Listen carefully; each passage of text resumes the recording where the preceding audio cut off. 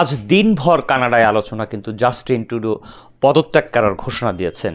সেই ঘোষণায় যেরকম তার পার্টির মধ্যে আলোচনা চলছে নতুন যারা অভিবাসী হিসেবে এখানে এসেছেন তাদের মধ্যেও, বিশেষ করে বাংলা কমিউনিটির মধ্যেও কিন্তু এই আলোচনাটা চলছে। কিন্তু তার আগে আমরা একবার ছোট্ট করে দেখে নিতে চাই জাস্টিন ট্রুডো কি বলেছেন তার বক্তব্যে। সেটি আমরা এখন একটু শুনবো, তারপরে আমরা মূল আলোচনায় চলে যাব। I intend to resign as party leader, as prime minister, after the party selects its next leader through a robust, nationwide, competitive process. Last night I asked the president of the Liberal Party to begin that process. This country deserves a real choice in the next election, and it has become clear to me that if I'm having to fight internal battles, I cannot be the best option in that election. তিনি বলছিলেন যে তিনি পদত্যাগ করার সিদ্ধান্ত নিয়েছেন, তিনি পার্টির যিনি প্রেসিডেন্ট আছেন তার সঙ্গে তিনি কথা বলেছেন নতুন নেতা নির্বাচন করার জন্য। কিন্তু সেই বিষয়টি নিয়ে যদি আমরা এই মুহূর্তে কথা বলতে চাই, এই স্ক্যারব্রো সাউথ ওয়েস্টের ফর্মাল প্রেসিডেন্ট ছিলেন, বর্তমানে তিনি পলিসি চেয়ার কফিল উদ্দিন পারভেজের সঙ্গে। জনাব পারভেজ, আমরা যদি ছোট্ট করে একটু জানতে চাই যে গতকাল ইতিমধ্যে জাস্টিন ট্রুডো ঘোষণা দিয়েছেন যে তিনি পদত্যাগ করবেন, কিন্তু আসলে আমরা যদি আসলে পার্টির বা কানাডার সিস্টেমটা যদি জানতে চাই, আসলে এটির সিস্টেমটি কি আছে বা কি হবে আসলে? ধন্যবাদ আপনাকে। জাস্টিন ট্রুডো পদত্যাগের ঘোষণা দিয়েছেন, তিনি রিজাইন এখনও করেন নাই, মানে শুধু পদত্যাগের ঘোষণা দিয়েছেন। এই জন্যই এখন সে গভর্নমেন্ট অফ কানাডার জেনারেলকে বলেছেন যে প্রগুয়ে মিনস হচ্ছে যে পার্লামেন্টে ভেঙে না দিয়ে আগামী মার্চ 24 তারিখ পর্যন্ত স্থগিত করে রাখতে। কারণ হচ্ছে পার্টির নিয়ম হচ্ছে সে যদি পার্টি থেকে রিজাইন করে এবং পার্টির প্রধানমন্ত্রী পদ থেকে রিজাইন করে, তাহলে পার্টি নতুন লিডার চুজ না করা পর্যন্ত সে থাকবে। আগামী মার্চের আগে 24 তারিখের আগে পার্টি তার নতুন নেতৃত্ব আসবে। সেই নেতৃত্ব যদি সে প্রাইম মিনিস্টার হবে, সে তখন তার সিদ্ধান্ত হবে, তখন সেই রিজাইন করবে। আগামী মার্চের 24 তারিখ পর্যন্ত সে থাকতেছে প্রাইম মিনিস্টার হিসেবে এবং পার্টি লিডার হিসেবে থাকতেছে।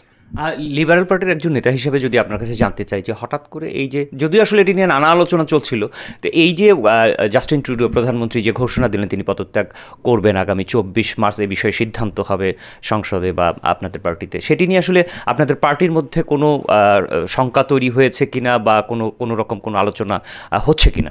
হ্যাঁ, পার্টির কুকাস অনেক দিন ধরে আলোচনা চলছে। একটা গ্রুপ, পার্টির কিছু লোক জাস্টিন ট্রুডোকে চাচ্ছেন না পার্টি লিডার হিসেবে, এবং সেই চাওয়াটা অনেক আগের থেকে অনেক বেড়েছে। সেই জন্য কোকাসের আজকে মিটিং ছিল তাদের, 6 ঘন্টা ধরে এখনও চলছে মিটিং এই পর্যন্ত। আপনি যখন ইন্টারভিউতে নিচ্ছেন এখনও পর্যন্ত মিটিং শেষ হয় না ওদের কোকাসের।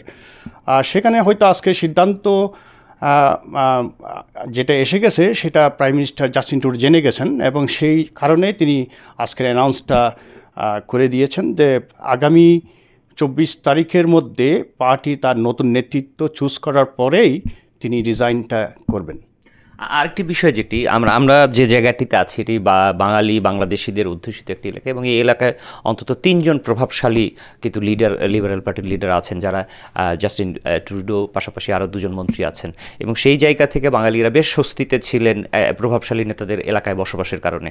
তো যেহেতু আসলে জাস্টিন ট্রুডো ইতিমধ্যেই পদত্যাগের ঘোষণা দিয়েছেন, এটি আসলে বাংলাদেশি অভিবাসী সহ আরও অন্যান্য কমিউনিটির অভিবাসী যারা আছেন তাদের উপর আসলে কোনো প্রভাব ফেলবে কিনা বা এরকম কোনো সিদ্ধান্ত?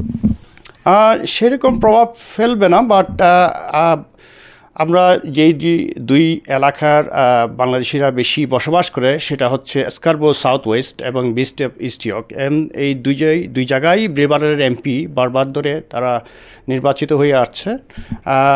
স্কারব্রো সাউথ ওয়েস্টের এমপি বর্তমান হচ্ছে কানাডার ডিফেন্স মিনিস্টার, আর বিস্ট অফ ইস্ট ইয়র্কের বর্তমান এমপি নেতানিয়াহু এরিকসন হচ্ছে house minister, house and so দুজনেই বাংলাদেশিদের খুব জনপ্রিয় বাংলাদেশিদের কাছে, এবং তারা আগামীতেও আশা করছি যদি ইলেকশন হয় তারাই আবার জিতে আসবেন। এবং এখন বর্তমান জাস্টিন ট্রুডোর নেতৃত্ব চলে যাওয়াতে বাংলাদেশিদের মধ্যে জাস্টিন ট্রুডোর একটা জনপ্রিয়তা অনেক ছিল, শুধু এখানে নয়, আমার মনে হয় বাংলাদেশেও বাংলাদেশিদের জাস্টিন ট্রুডোর জনপ্রিয়তা অনেক বেশি এবং সারা বিশ্বে তার জনপ্রিয়তা এখনও পর্যন্ত হ্রাস পায়নি, কিন্তু কানাডায় তার জনপ্রিয়তা কিছুটা বিভিন্ন কারণে একটু নেমেছে, আর এখনও পর্যন্ত সেই এজ এ ট্রু লিডার আমি বলতে পারি, কারণ তার সাথে আমি কাজ করেছি অনেক আগে থেকেই এবং তাকে আমি চিনি 2014 থেকে,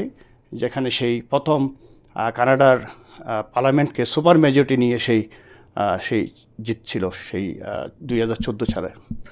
আমরা শুনছিলাম খলিলুদ্দিন পারভেজ, যিনি স্ক্যারব্রো সাউথ ওয়েস্টের লিবারেল পার্টির পলিসি চেয়ার, তিনি বলছিলেন যে জাস্টিন ট্রুডো কানাডায় এই মুহূর্তে তার পছন্দের তালিকায় হয়তো একটু হ্রাস হতে পারে, কিন্তু সারা পৃথিবীতেই কিন্তু জাস্টিন ট্রুডো একজন খুবই পছন্দের মানুষ।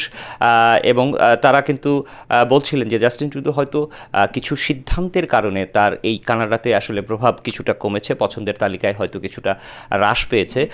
এবং পাশাপাশি তিনি এটাও বলছিলেন যে পার্টির এখন নীতি নির্ধারকদের বৈঠক চলছে, সেই বৈঠকের সিদ্ধান্তও হয়তো ইতিমধ্যে জাস্টিন ট্রুডোকে জানিয়ে দেওয়া হয়েছে এবং সেই কারণেই তিনি পদত্যাগের ঘোষণা দিয়েছেন। কিন্তু আরেকটি বিষয় আবারও আপনাদেরকে স্মরণ করিয়ে দিতে চাই, জাস্টিন ট্রুডো শুধুমাত্র পদত্যাগ করবেন সেই ঘোষণাটি দিয়েছেন।